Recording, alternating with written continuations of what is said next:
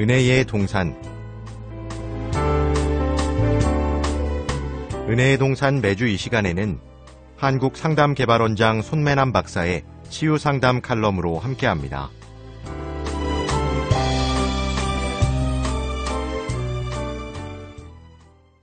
안녕하세요.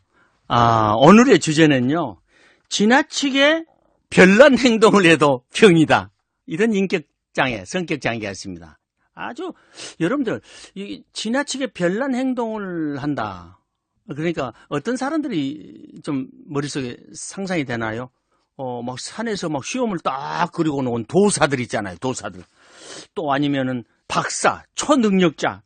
이런 사람들 좀 생각이 안 드나요? 그러니까 지나치게 엉뚱한 사람들 있잖아요. 여러분 보면은 이 마술적 사고를 한다고 하죠. 그러니까 이 사람은요, 어떨 때는 정상 같기도 하고, 어떨 때는 좀 사이코 같기도 하고, 그런 생각을 하고 말을 표현하는 사람을 가리켜서 조현형 성격 장애라고 표현합니다. 전에는 우리가 분열형 성격 장애다 이렇게 표현을 했습니다. 그래서 최근에 와서는 조현형 성격 장애라고 이제 표현을 합니다. 이런 사람들은요, 잘 나가다가 느닷없이 어떤 생각이나 말 또는 행동에 괴상한 어떤 증상을 보여서 주위 사람을 깜짝깜짝 놀라게 하는 사람도 있잖아요. 제가 좀 애화 좀 드려야 되겠습니다. 제가 우리가 이제 상담을 하다 보면요, 다 이제 한 번씩은 다 경험을 하게 됩니다. 어떤 분은 아주 지방 상담을 배운다고 학교에 입학을 했어요. 그런데요, 학교 올 때 뭘 가지고 온 거요? 머리에다가 옹기 있잖아요. 그릇을 갖다가 이고 학교까지 옵니다. 다른 건 다 정상입니다, 여러분. 그러면 학생들이 딱 그걸 보면, 그러면 물어봅니다. 옹기 그릇을 뭐 하려고 그러냐면, 누구 갖다 줄 것이 있어 가져온다고 했는데요. 그 사람의 다른 행동이라든 모든 것은 다 정상이에요. 프로그램에 있다 가면 그거 와서 공부를 하는데, 이렇게 엉뚱한 행동을 하는 거예요. 근데요, 어느 날요, 그 시골서 이제 프로그램을 진행하는데 이분이 그래요. 제가 그때 딱 경험을 했어요. 이분이 분열형인 거란 걸 딱 깨달았는데, 수련회 가서 막 훈련을 시키고 이제 하는데, 어머니께서 하시는 말이 뭐라고 하는지 아세요? 우리 아빠하고 전에 바둑 뛴 적이 있죠? 그래요. 그래, 깜짝 놀랐죠. 내가 바둑 뛴 적이, 아빠가 어떻게 생겼는지, 아빠가 있는지, 그런 것도 모르는데, 그렇게, 우리 주위를 깜짝 놀라게 하는 사람들 있잖아요. 바로, 그런 사람을 가리켜서 조현형 성격장애라고 그럽니다.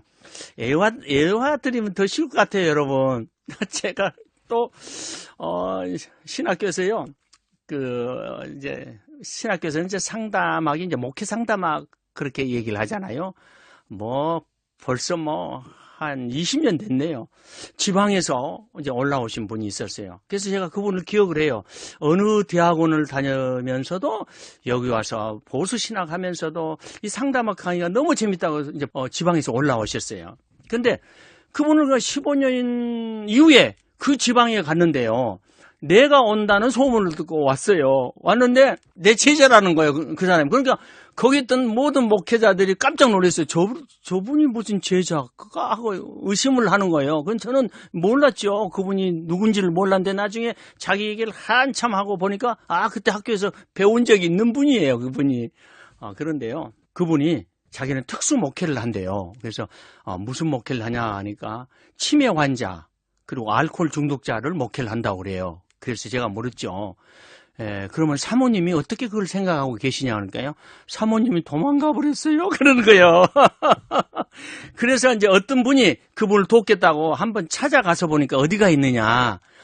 교회당이 아니고요. 우리가 건물 있잖아요. 건물. 1층에서 2층 올라갈 때 조그마한 공간이 비죠. 그 공간에 신문 같은 걸 깔아놓고 치매 환자, 알코올 중독 환자를 두 사람을 놓고 목회한다고 앉아있는 거죠. 바로 이런 사람을 가리켜서 분열형 성격 장애라고 이런 것입니다. 그러니까 어떻게 보면 정상인 것 같기도 하고 어떻게 보면 비정상적인 사람 같기도 하는 그런 성격 장애자들이라고 하는 거예요. 그러니까 이게 교회는 없는 게 아니에요. 그러니까 여러분 우리가 산기도를 다닌다든가 어디 가서 시험을 그고 도사가 됐다든가 뭐 그런 분들 있죠. 그런 분들은 우리가 이제 좀 조심을 해야 되는 거야. 그러니까 엉뚱한 말을 한단 말이야. 엉뚱한 얘기를 하죠. 자, 이제 신앙생활 할 때 이런 분들이 하는 얘기가 이런 얘기를 해요. 오늘 아침에 내 손가락이 잘라졌네. 하나님께서 나타나서 내 손가락을 치료하여 주셨어요. 그러면 아주 그 능력 있는 사람처럼 여겨지세요? 여러분? 그렇지 않죠? 오늘 아침에 하나님이 나뭇가지의 사이로 다니면서 그리고 새가 되어서 노래를 불러주었어요. 그러면 어떠세요? 와, 이건 하나님하고 직통 계시하는 건가? 이렇게 생각을 하세요? 좀 이상하지 않아요? 좀 여러분 보시기에. 그렇죠? 또 하나님께서는 내가 다른 사람을 마음을 읽을 수 있도록 도와주세요. 그래서 나는 앞으로 무슨 일이 일어날 것인가를 내가 다 알 수 있어요. 와, 막 통찰력이 있는 것 같죠, 여러분? 그래서 종교 지도자들 가운데, 잘못된 종교 지도자들 가운데 이런 성격 유형이 있다고 하는 것입니다. 이런 분들을 따라다니는 사람들이 있어요. 아주 막 능력자라고 말이죠. 조심해야 되죠. 그래서 이 조현형 성격 장애는 나중에 정신분열증, 다시 말하면요, 조현병으로 갈 수가 있습니다. 지난번에 얘기했던 조현성 성격장애는 정신분열증으로 안 갑니다. 안 가는데 이 성격장애는 정신분열증으로 갈 수 있는 성격장애라는 거예요. 그리고 이런 말도 해요.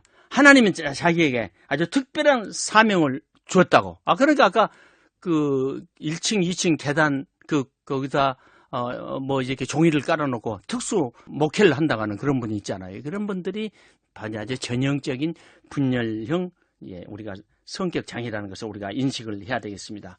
자, 그런다고 우리가 막 이런 사람을 갖다가 볼 때 막 이 사람들을 대할 때 막 그러고 나무라고 막 하면 또 곤란. 인간 상담은요, 잘못된 행동을 해도 나무라고 막 그러면 상담이 되는 거 아니죠. 일단 우리가 경청해서 들어줘야 돼. 그런 어떤 마술적인 생각을 하는 것을 하더라도 일단 들어주는 것이 이제 상담자의 가장 첫째적인 하나의 방식입니다. 그래서 이렇게 어떤 미신적인 마술에 의한 신앙생활을 이렇게 하신다는 것이고요. 그리고 일반 생활에서도요, 괴상한 행동을 한다든가, 또 교회에 와도요, 친한 친구가 없습니다. 아까 그런 분들 갖다 친한 친구가 있겠어요? 없지요. 당연히 없지요. 여러분, 있을 수가 없어요. 그러니까 우리 이런 사람들을 우리가 꼭 기억을 우리가 해야 된다고 하는 것입니다. 우리가 전에 어느 나라, 미국에서, 미국 버지니아 공대에서 우리 총기 난사 사건했던 조승이 있잖아요. 기억하시죠? 그 사람은요, 심한 우울증을 가졌고요, 무감각 증상을 받은 사람으로 진단이 내려졌다고 합니다. 그래서 이분은요, 전에, 이 사고가 딱 터졌을 때 어떤 교수는요, 그거는 조승일 것이다 판단했던 사람도 있습니다. 그 당시 때 혼자 외롭게 이렇게 살아가는 그런 사람이었다고 하잖아요. 그런데 그분은 다른 사람하고 얘기를 하지 않아요. 얘기를 하지 않고 자기만의 혼자 세계에서 살아가니까 이제 문제가 되는 거예요. 그래서 이 사람을 보면은 신앙생활 할 때 이런 걸 보면, 어록을 보면요, 그 사람 어록을 찾아보니까 나는 모세처럼 바다를 가르고 내 동포를 갖다가 이끌 것이다, 이런 말을 한 적이 있었고요. 또 이런 어록을 찾아보면 이런 말이 있어요. 너희들은 내 마음을 파괴했고 영혼을 겁탈했으며 양심을 불태웠다. 너희들 덕택에 나는 예수처럼 죽는다. 이렇게 표현을 한 걸로 봐서는 이분은 분열형 우리가 성격장애, 다시 말하면 조현형 이제 성격장애자라고 우리가 얘기할 수가 있습니다. 이런 사람도 이렇게 막 기도를 할 때도요, 막 촛불을 켜놓고 막 이상한 행동을 한다든가 기도를 한다든가, 이런 분들이 우리가 조현형 성격장애자입니다. 그래서 이런 분들을 우리가 진단할 때는요, 우리가 꼭 기억을 해야 됩니다. 그러니까 친밀한 관계를 맺지 않죠. 나는 다른 사람하고 친밀한 관계를 맺는데 대단히 불편하고요. 또 마술적 사고를 한다든가, 또 신체적 착각 등의 이상한 지각을 경험한다든가, 기이한 생각이나 이렇게 말을 한다든가, 또 깊은 의심이나 망상적인 사고를 갖는다든가, 감정이 부적절하거나 제한되어 있다든가, 기이하거나 특별한 행동이 외모의 모습을 지닌다든가, 직계 가족 외에는 친한 친구나 신뢰할 수 있는 사람이 없다든가, 사회적 불안을 과도하게 느끼는데 친숙해져도 불안이 줄어들지 줄어들지 않고 자기 비하적인 판단보다는 망상적인 공포를 수반하는 경향이 있다든가 이런 9가지 중에서 한 5가지만 있으면 우리가 저연현 성격 장애자라고 우리가 얘기를 합니다.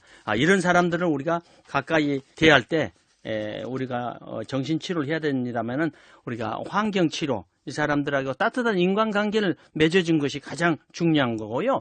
이렇게 집단 치료를 통해서 우리가 바꿀 수가 있다고 하는 것입니다. 여러분 감사합니다. 오늘도 좋은 하루가 되시기를 바랍니다.